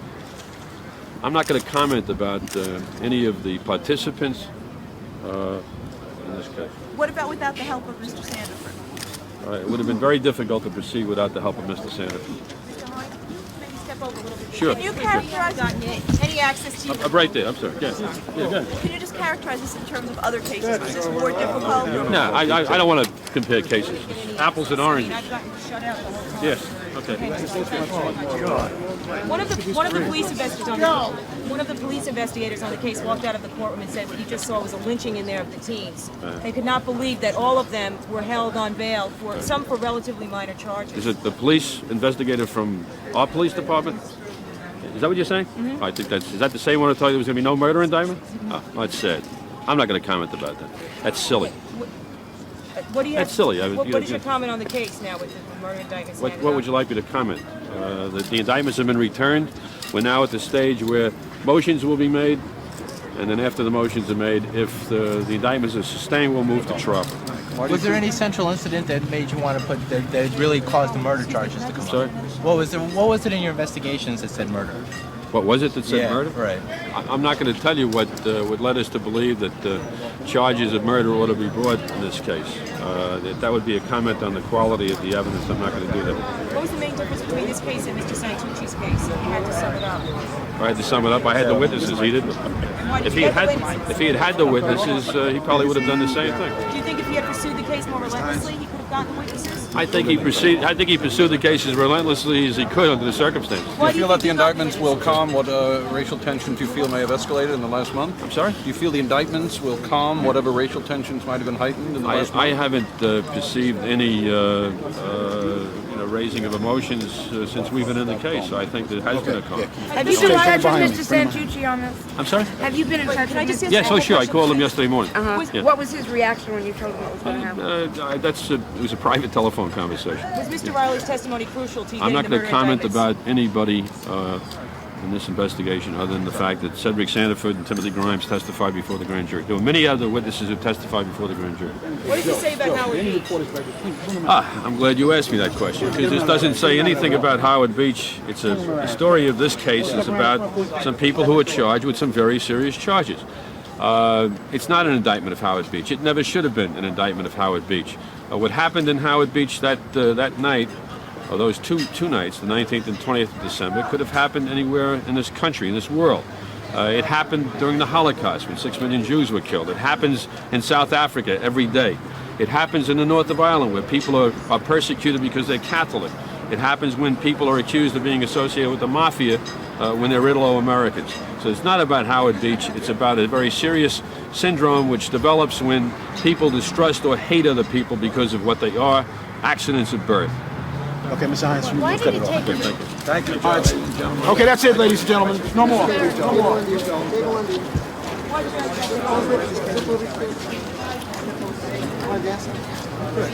That's it. Next tonight, the story of a racial incident in New York that has grown into something of a national issue. 10 days ago, a 23-year-old black construction worker named Michael Griffith was run over by a car and killed. He reportedly died trying to escape from a gang of white youths who were beating him and two friends. New York Mayor Ed Koch quickly called it a racial lynching. The story hit the national headlines and television networks, prompting a fresh debate about the extent of racism in America. We join that debate in a moment, but first we sample the attitudes in the Howard Beach section of Queens where the incident took place. Our camera was there over the weekend when civil rights leaders led a march through the community. If everyone's such good investigative reporters, why don't they investigate the fact that other blacks, Puerto Ricans, have come into this neighborhood, have robbed, raped, and attacked white people in this neighborhood? You tell them. What those boys did was wrong. Nobody's saying what they did is right, but we do not have to be put through this. People, black people, any denomination has come to this neighborhood. We have treated them well. They shop with us. Everything. How could you do this? This is ridiculous. All the robberies, nobody mentions that. Nobody mentions the rapes. A month ago, girls raped over there by the hospital. Give me a break, for Christ's sake. And if in 30 years you have one incident, I don't think that's a bad record. People get along here? Fine, wonderful. As far as we're concerned, we've never had any problems. See, you feel that way because you're middle class and you don't have to be bothered with that. But there are whites in the area, the youngsters who feel that blacks should not even be here, should not even walk on the streets, and should not even eat here. I have never heard it. Yeah, it's not my imagination. It happens to be. 30 years. It happens to be a fact. You are the only one who's but ever it happens voiced that. to be because you probably live in your ivory tower. Oh, come on, and you get out. you live in your ivory tower, and you're not I think out you're a here on the troublemaker. street. I'm not a troublemaker. Absolutely. You go home. This is my home. This is my home. I was born here. This is my home as well as your home. Have you had any go problems? home. Have you had any problems before this? Of course. You guys want to start trouble. There's no news. This happens in every neighborhood across America, not just here in Howard Beach. This is something you want to play up. It's Christmas, makes headlines, news stories. Have a ball. You guys are just adding fuel to the fire. A friend of mine that lives on the other side of Howard Beach, he was shot in his stomach. There was no cops, there was no publicity, there was no Mayor Koch with a $10,000 reward. Where was everybody? There was no guardian angels. Hey, buddy. It's only when the whites do it to the blacks. The only way I see resolve this whole situation is that you bringing up your kids. You bringing up your kids. Bring them up, and don't bring them up talking about a nigga's no good, a nigga's like this, a nigga's like that. That's not right, man. Because that's what starts right in the house. All you're doing is creating a big monster. That's all you're doing. You're going to have a big demonstration here today. They're going to march. They're going to do everything. Here today. Tomorrow you'll have a gang war here. That's what you want. Howard Beach, have you heard? This is not Johannesburg. Howard Beach, have you heard? This is not Johannesburg. Go home. Go home. What do we want? Go home. I come today to say to Governor Cuomo, who's been silent during this whole crisis, who hasn't opened his mouth, even though he comes from Queens, he's got political laryngitis, to Mayor Koch and the rest of them, that we did not have our children to be target practice for some white mouths that can't behave themselves. Never again will we come and weep. We will organize. We will go to the precinct. We will go to Santucci. We will go wherever we got to go until you leave our children alone. I have been asked here as a representative of Howard Beach, a community that does believe in caring and loving people who aspire to be children of God. The happenings of the last few days have dulled our very being. We, like the rest of the city, have suffered a death and continued acts of violence among our youth. And so we grieve. Martin Luther King had a dream, and I have a small dream. May I share a dream with you right now? That Howard Beach be remembered not for what had happened, but what it can and will become. A new Bethlehem, a new Jerusalem, a community who overcame tragedy, suffered, mourned, and went on to greatness. The stark reality is that racial hatred, stupid, mindless, heedless racism is alive and well in America in this year of our Lord, 1986. As the lengthy shadows of the old year recede behind us, as the bright beckoning promise of the new year come to us, we must not forget that racial hatred has to go. Look at the mob that did this. Look how brave they are. Look at these simplistic sons of violence, these mindless morons, these would-be Rambos, these John Wayne type of young hoodlums that gathered in a superior crowd, got baseball bats and sticks and chains, and made sure that they had a small crowd, jumped on them and beat them almost to death. We've got to say to the police department, we've got to say to the district attorney, we're not going to let you cover it up. We're not going to let you sweep it under the rug. We want you to bring it down front and prosecute them for murder, for that's what it was, murder, foul, vicious, and cruel. And we've got to let them know that we're not going to let mob violence take over our land. Since the weekend, the local situation there has become more confused. Murder charges against 3 white youths were dismissed yesterday when one of the black survivors refused to testify. But the national reverberations continue. We take them up first with New York City's Mayor, Ed Koch. Mayor Koch, the white community in Howard Beach say that you, Mayor Koch, and we, the media, are making much too much out of all this. Well, some members of the white community say that, but I think that young woman who was the first to speak was saying what is on the minds of whites and blacks, which is that you have to focus not on Howard Beach. That's just a few streets. Racism exists in America, and there is black racism as well as white racism. But the decent people in all of our racial communities, white, black, Hispanic, Asian, are overwhelmingly decent. And what we have to do is to focus on the predators and talk about it honestly. What she was saying was, there's no question that in the area of robbery, you have 10 times the number amongst the black community committing robberies in this country as opposed to the white community. But they are committing those robberies overwhelmingly against other blacks. So there are real fears and imagined fears. And what we have to do is to try to inculcate in the home, where possible, the need for tolerance. The churches have to continue to do what they're doing and do even more, and our schools have to focus not just during the celebration of Martin Luther King Jr.'s birthday, which takes place in January, but through the course of the year on racism against blacks, against Hispanics, against Jews, Italians, against every one of our many minorities in this country. You call this a racial lynching. Are you still happy with that epithet? Oh, yes, there was no question about it. In fact, I was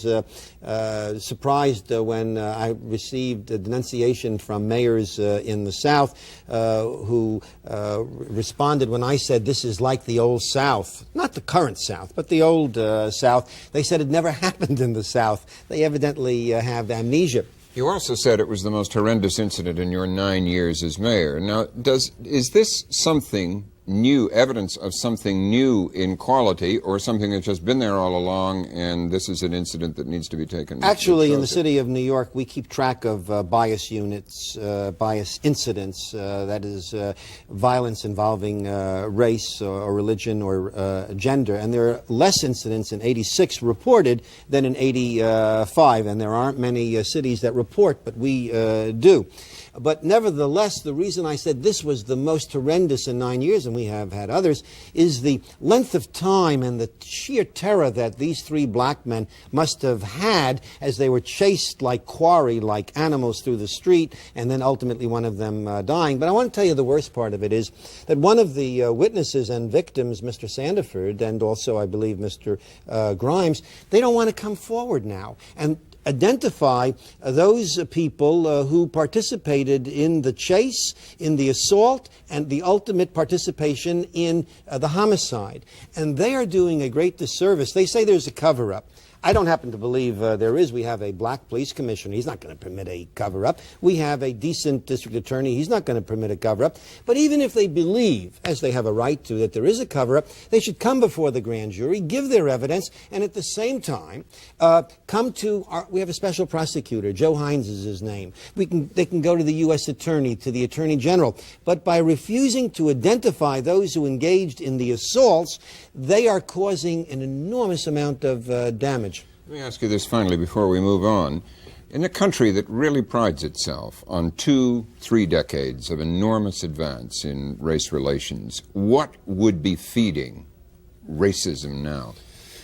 Well, I think a reduction in standards of living as it relates to the availability of housing and jobs for some, and also the rhetoric of the most militant extremists in both black and white societies here. I think, though, we ought to check whether racism is worse today than it was in '68 when the Kerner Commission reported. We ought to have Kerner 2, a national commission to examine what, in fact, is the state of race relations in America today. We'll come back. Jim? Next, the views of the Reverend Jesse Jackson, civil rights leader and a candidate for the 1984 Democratic presidential nomination, among other things. He joins us tonight from Orlando, Florida. Reverend Jackson, from your perspective, how would you answer Mayor Koch's question? Has racism increased since 1968 or decreased? First of all, we must congratulate Mayor Koch in this instance for rather aggressive leadership in a situation that is bad, that could be even worse. Racism is not as bad as it was in '68 because we have more laws to protect us from legal lynching and legal segregation. But there are some incidents that have taken place in the last 6 years that are disturbing, and they are now beginning to compile. For example, there's the Howard Beach incident of the lynching in New York. But during the World Series, black and white students were watching the Red Sox play the Mets, and white students jumped on the black students in physical racial violence. Or the case in the Citadel in South Carolina where 5 white upperclassmen entered into the room of a young black freshman dressed in Klan paraphernalia, sheets and hoods. Or the case of Congressman Charles Rangel, who has been the most aggressive congressman on the dope question, being locked out of the White House and told by the president there was no room for him, as it were, to meet. So there is growing racial hostility, but it's going to take forthright leadership to convene various levels of leadership and direct this rage away from race confrontation to its deeper need for a quest for economic justice. And I think that's moving toward the solution. What do you think of the mayor's point, Mayor Koch's point, that some of the cause of this, if it is on the increase, can be attributed to rhetoric from black as well as white and other minority leaders? Well, it is clear that it was not rhetoric that created the lynching in New York last week on the part of these 3 young men who stopped by the pizza parlor. It was not rhetoric on the part of a young black man who was sleeping in his bed in Charleston, South Carolina, when he was attacked. It was not the rhetoric of Congressman Rangel that got him locked out of the White House, or not the rhetoric of the Congressional Black Caucus that has locked them out of the White House now for 6 years. There is a climate of race-conscious behavior coming from the very top of our government that has again made black people an historical and easy scapegoat.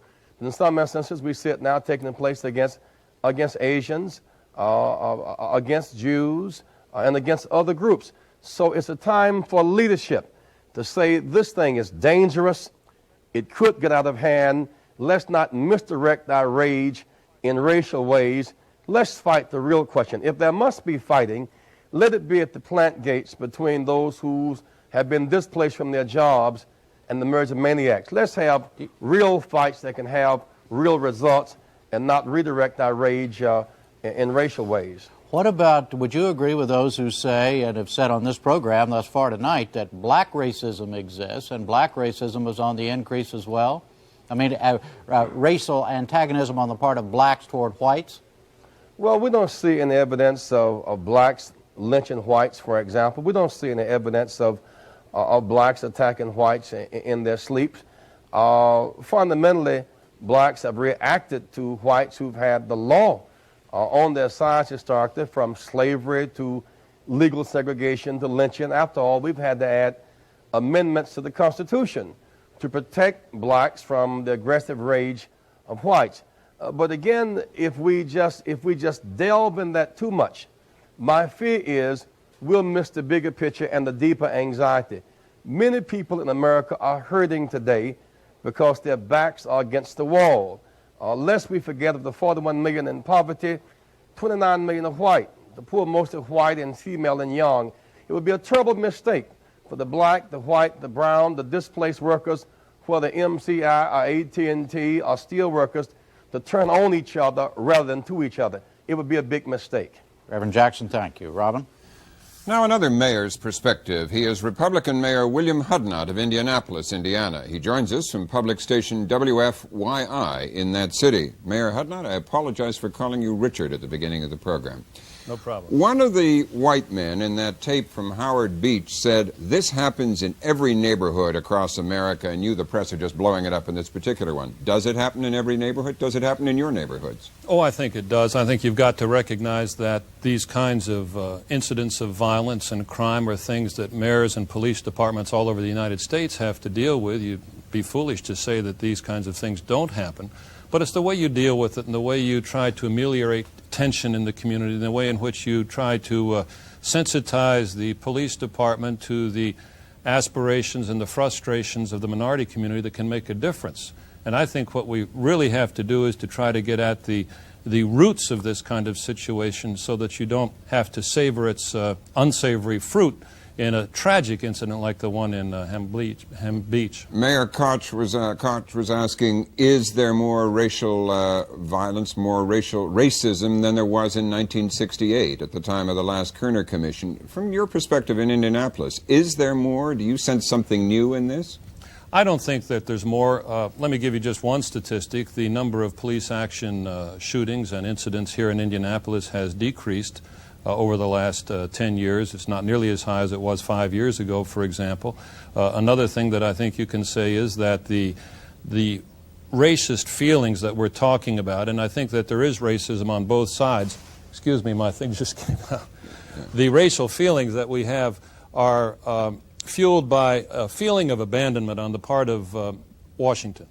And there's no question, it seems to me, but what the withdrawal of support for many urban domestic programs by the federal government, the attack on the affirmative action programs here in Indianapolis and elsewhere by the Justice Department have frustrated the minority community and made people feel, quite rightly, that some of the Constitution's not being remembered and that some of the American dream has been forgotten by people who are trying to force, for whatever reasons, on the American people a retreat from the advances that I think have been made in the civil rights movement in the last 20 years. Does that mean you, a Republican, agree with Jesse Jackson when he says that at the very top of the government there is a climate of race-conscious behavior?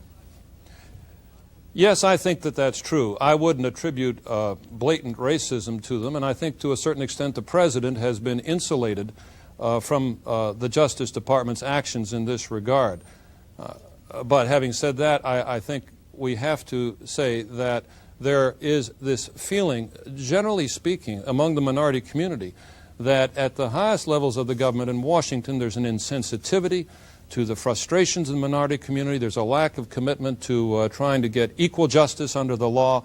There is a lack of a sense of urgency about the necessity for getting at the economic side of all this, which has to do with jobs.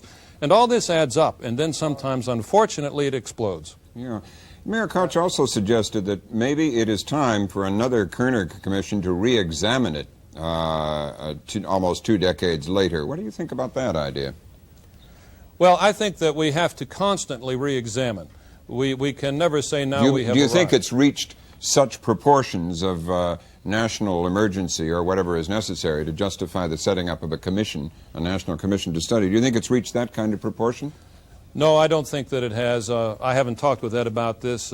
Maybe we need a national commission, but I don't think we do. What we need is in each city in the United States the kind of programs that will defuse situations, better police-community relations, more mechanisms for talking with each other so we don't fight with each other, police chiefs who are strong for affirmative action and for professionalism in the department, hiring of more minorities into the department, better recreational opportunities, strong commitments to housing and transportation and education and jobs. And a task force isn't going to accomplish all this. Yeah. You heard what he said, Mayor Koch. You don't need a commission. You just need racially sensitive policies in police departments and well, I think we need so all of that. And it's interesting, Bill, Jesse, and I are longtime acquaintances. Indeed, I hope that I can say friends. And our attitudes are basically the same. I would say, however, that there is racism in both communities. The day following the first assault upon those three victims, those three black men, there was an assault by upon a white student by a mob of young blacks. And then just yesterday, I think it was, another assault by a mob of or group, if we want to call it, of blacks upon an Hispanic in Brooklyn. So we've got to denounce the racism, whether committed by whites. In this particular case, these are predators, young ones in that particular area known as Howard Beach, and similarly in Jamaica and in East New York. I believe that the Kerner Commission would help us because it would tell us whether we've improved. Are we two societies now separated totally, as the Kerner Commission said would occur? I don't happen to think so. I think things have gotten better, and I think Jesse said that at the outset, than they were 20 years ago because we've put laws in. I also would not say that in order to deal with racism, that you should impose racial quotas. You should not confuse racial quotas with affirmative action, which means reaching out and having people apply and then, without preferential treatment, have them get the positions without discrimination. Yeah, what do you think about the Kerner Commission idea, Reverend Jackson, first of all?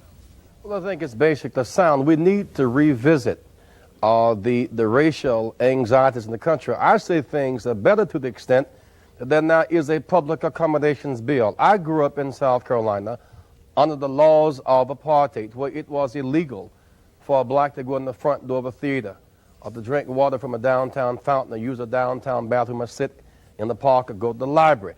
Well, that has changed. I grew up and my father was a veteran and did not have the right to vote. So we now see a growing of public accommodations, acceptance, enforcement by law, the right to vote, an increase in black, Hispanic, and white and female officials. Those are steps in the right direction. What are the dynamics in this new wave? In part, it is the attitude of this Justice Department. It is a backing away from affirmative action, which helps to heal the years of negative action. I think that the deeper meaning is something that's coming from the blind side. You have an awful lot of white displaced people now who are looking for scapegoats. So you end up with an Asian killed in Detroit, and when the people who killed them were caught, they say, well, we thought it was a Japanese. The sense of the trade deficit and the displacement of jobs.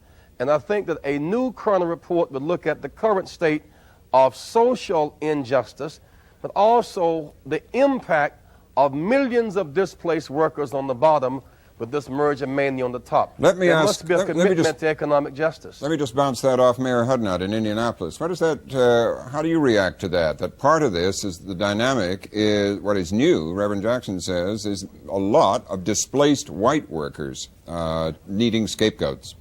Well, I think he's absolutely right. There's no question about it. Here in our city, for example, we had 8,700 people thrown out of work when AT&T closed our Western Electric plant, or they were relocated. And as we go through this whole transition from the industrial age to the information age, and you find jobs disappearing in the traditional blue-collar sectors in steel and automobile and all the rest of it, you're going to have this kind of transitional pain and anxiety that will seek a scapegoat. Maybe it's an Asian, maybe it's a minority, maybe it's a Hispanic. And that's just a natural human tendency to want to blame somebody else for your troubles. And what we have to do in the communities of this land, it seems to me, is to work as creatively and constructively as we possibly can to find new jobs on the one hand, and on the other hand, to keep the mechanisms of dialogue open so that people don't feel cut off from the system. Reverend Jackson, what do you think about the point that one of the first woman speaker in our tape said, and Mayor Koch picked up on, that there is a perception in the white community that a lot of crime is associated with blacks and that is feeding some of this. What do you think about that? Well, perhaps it is feeding some of it, the perception, but I'll tell you a step in the right direction. When you can have a black, a Jew, and a white Republican, Democrat leadership, the bipartisan, cross-racial and religious lines come with a common analysis, perhaps it's time for us to convene together. You're talking about the three of you. The three of us and people that we represent to come together and to assess the social status of things, but also the economic anxiety that continues to grow. It would be a mistake, I feel, to begin to finger point on which group now has the greatest index of crime when the real index is the poverty and misery index. When I look at AT&T workers, MCI workers, displaced farmers, all these people with their backs against the wall are looking for something or somebody to lash out at. And what leadership should do is direct them away from racial confrontation and sexual oppression toward the sense of justice that they need to give them security. Reverend Jackson, thank you. That's it for tonight. Mayor Hudnut in Indianapolis, thank you. Mayor Koch in New York, thank you.